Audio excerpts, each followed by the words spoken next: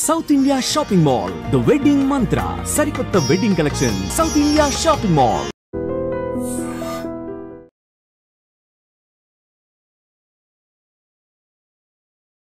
పిల్లలు చదువుతుంది అసలు నిజమైన చదివేనా? పిల్లలు చదువుతున్నటువంటి చదువు అయితే నిజమైన చదువు కాదని స్కూల్లో నేర్పిస్తుంది క్వాలిటీ ఎడ్యుకేషన్ అయినా ఒక మానసిక నిపుణుడిగా నేనైతే ఛాలెంజ్ చేస్తున్నాను. నమస్తే, వెల్కమ్ టు ఐడ్రీ మీడియా. నేను మీ ప్రశాంత్. ప్రజెంట్ జనరేషన్లో పిల్లలు చదువుతుంది అసలు నిజమైన చదివేనా? అసలు స్కూల్లో నేర్పిస్తుంది క్వాలిటీ ఎడ్యుకేషన్ అయినా? ప్రజెంట్ జనరేషన్లో అసలు హయ్యర్ స్కూల్లో చదివిస్తే పిల్లలు క్వాలిటీగా ఎడ్యుకేషన్ వస్తుంది, లేదా దుంపల బడి లేదా గవర్నమెంట్ స్కూల్లో చదివిస్తే పిల్లలకి అసలు ఎడ్యుకేషన్ ఉండదు అనే తల్లిదండ్రులు ఉన్న అపోహ ఎంతవరకు కరెక్ట్ అనే విషయాలు అయితే మనం ప్రజెంట్ అయితే మాట్లాడడానికి ప్రముఖ మానసిక వైద్య నిపుణులు మైండ్ పవర్ అధినేత మోగి శ్రీనివాసరావు గారు ఉన్నారు. ఆయనతో మనం మాట్లాడదాం. సార్ నమస్తే. సార్ నమస్కారం. ప్రజెంట్ జనరేషన్లో పిల్లలు చదువుతుంది అసలు నిజమైన స్టడీసే అంటారా సార్? అంటే ఒకప్పుడు చూస్తే అనుభవంతో వచ్చిన పాఠాలు అలాంటివన్నీ మనం వింటూనే ఉన్నాం. ఇప్పుడు పిల్లలు చూస్తుంటే వాళ్ళ నాలెడ్జ్ అంతా ఓన్లీ పుస్తకాల వరకే ఉంటుంది. ఎంతవరకు కరెక్ట్ అంటే అసలు నిజమైన చదువు అంటే ఏంటి అసలు? అసలు ప్రస్తుతము ఏ స్కూల్లో చేసినా, అది గవర్నమెంట్ స్కూల్ అవనివ్వండి, ఇంటర్నేషనల్ స్కూల్ అవనివ్వండి, ప్రస్తుత పిల్లలు చదువుతున్నటువంటి చదువు అయితే నిజమైన చదువు కాదని ఒక మానసిక నిపుణుడిగా నేనైతే ఛాలెంజ్ చేస్తున్నాను. ఎందుకంటే మా వద్దకి ఈరోజు గత 25 సంవత్సరాల నుంచి మీ మైండ్ పవర్ సెంటర్లో కొన్ని వేలాదిమైనటువంటి విద్యార్థులని, యువతుల్ని నేను పరీక్షించిన తర్వాత నాకు తెలిసినటువంటి విషయం ఏంటంటే, స్కూళ్ళలో చదువుతున్నది అసలు నిజమైన చదువు కాదు. ఈ ఎడ్యుకేషన్ సిస్టమ్ అనేది మారాల్సినటువంటి అవసరం ఉంది. ఎందుకు మారాల్సిన అవసరం ఉందంటే, కేవలం కొన్ని కేజీల పుస్తకాలని బరువుగా మోసుకొని సమయానికి ఏంటంటే ఒక ఏదో ఎంప్లాయీ లాగా స్కూల్కి వెళ్ళిపోయి అక్కడ మరలా ఏదో వారు చెబితే వినేసి మరలా ఇంటికి వచ్చాక వాళ్ళు చెప్పినటువంటి హోంవర్క్లు చేస్తుంటే ఇది నిజమైనటువంటి చదువు కాదు అని నేను చెప్తున్నాను. ఎందుకు కాదంటే, నిజంగా అదే నిజమైన చదువు అయినట్లయితే ఒక విద్యార్థి ఉన్నతమైనటువంటి డిగ్రీలు, ఉన్నతమైనటువంటి క్వాలిఫికేషన్లు సంపాదించిన తర్వాత ఆ చదువు పూర్తయిన తర్వాత ఏదైనా ఒక చిన్న సమస్య వస్తే ఎందుకు సూసైడ్ చేసుకుంటున్నాడు? ఒక చిన్న సమస్య వస్తే ఎందుకు డిప్రెషన్లోకి వెళ్ళిపోతున్నాడంటే, జీవితానికి కావాల్సినటువంటి చదువు నిజంగా స్కూళ్ళలో లేదని చెప్పాలి. జీవితంలో ఎదుర్కొన్నటువంటి సమస్యలను ఎదుర్కోవడానికి కావాల్సినటువంటి చదువు స్కూళ్ళలో లేదు, కాలేజీల్లో లేదు. మరి ఎక్కడ ఉందంటే సమాజంలో ఉంది, సొసైటీలో ఉంది, మీ ఇంటిలో ఉంది, మీ ఇంటి చుట్టుపక్కల ఉంది. ఇటువంటి జ్ఞానాన్ని ఎవరైతే నేర్పుతారో వారు మాత్రమే ఈరోజు నిజమైనటువంటి చదువుగా చెప్పొచ్చు.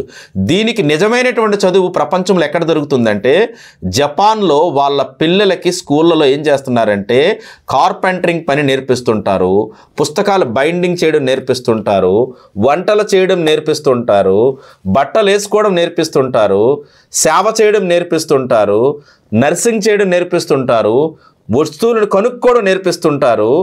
జీవితానికి కావాల్సినటువంటి, వారు బ్రతుకు కావాల్సినటువంటి ఎడ్యుకేషన్ ఇస్తుంది. కాబట్టి ఈరోజు జపాన్ చాలా అడ్వాన్స్డ్గా ఉంది.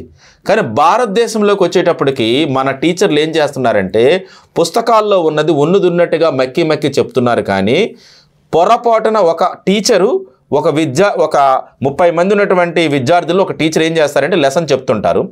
సడన్గా ఒక విద్యార్థి కొద్దిగా మిస్బిహేవ్ చేస్తాడు.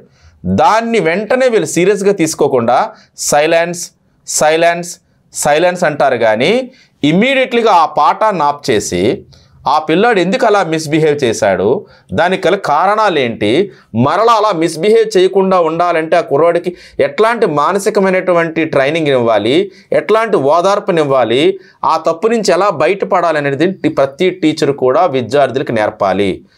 ఇలానే ఒకసారి స్కూలులో ఒక పేరెంట్ వెళ్ళి స్కూల్ ప్రిన్సిపల్కి అడిగారు. ఏమని అడిగారంటే, ఏంటండి మీ స్కూల్లో కేవలం మార్కులే తప్ప మార్పులు ఏం రావడం లేదు అంటే ఏం మార్పులు కావాలి మీకు అని అడిగారట. మా పిల్లాడు కరెక్ట్గా ప్రవర్తించడం లేదండి, చెప్పిన మాట వినడం లేదండి, ఇరుగు పొరుగు వాళ్ళతో కరెక్ట్గా ఉండడం లేదండి అంటే, ఇవన్నీ మేమెందుకు చెప్తామండి? మరి ఇవన్నీ చెప్పకపోతే మరి ఏం చెప్పడానికి స్కూల్లో ఉన్నారు? అసలు చదువు అంటే అర్థం ఏంటి?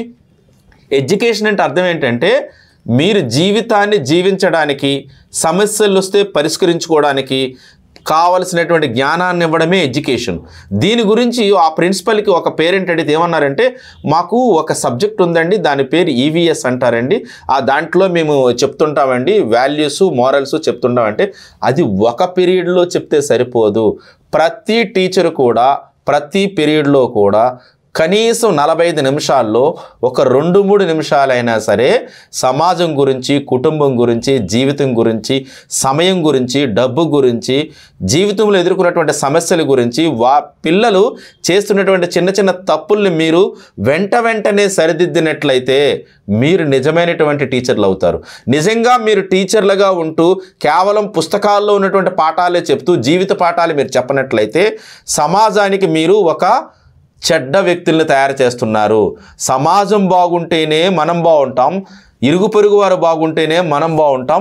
సమాజంలో మనం ఉన్నామని తెలుసుకోవాలి. అంటే మనం ఎలా అర్థం చేసుకోవాలంటే, మన పక్కింట్లో ఏదైనా ఒక చెడు స్మెల్ వచ్చింది అనుకోండి, ఆ స్మెల్ మనం పీలుస్తాం.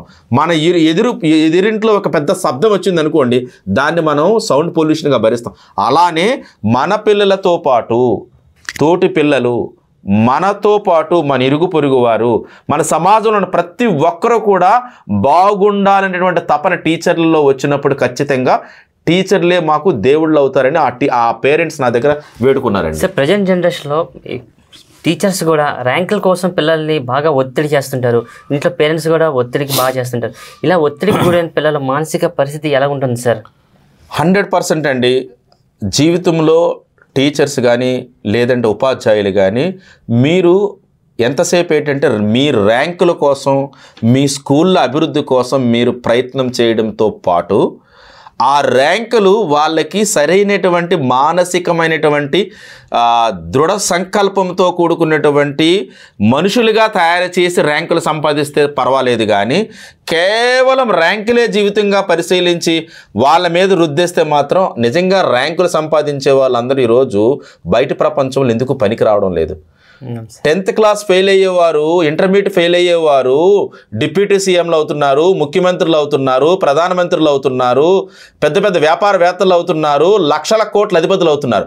మరి ర్యాంకులు సంపాదించే వాళ్ళు ఎందుకు అవడం లేదు అంటే వీళ్ళకి పుస్తక జ్ఞానమే తప్ప ప్రపంచక జ్ఞానం కానీ సామాజిక జ్ఞానం కానీ లేదు. దయచేసి టీచర్స్కి మేము చేతులెత్తి నమస్కారం చేస్తున్నాం. మీరు ప్రతి పీరియడ్లో కూడా ఎంతో కొంత సామాజిక జ్ఞానాన్ని కూడా నేర్పించినట్లయితే మీ పిల్లలు బాగుంటారు, మీ స్కూల్లో పిల్లలు బాగున్నట్లయితే సమాజం కూడా బాగుంటుంది. ధన్యవాదాలు సార్, చక్కటి సూచనలు ఇచ్చారు. Thank you sir.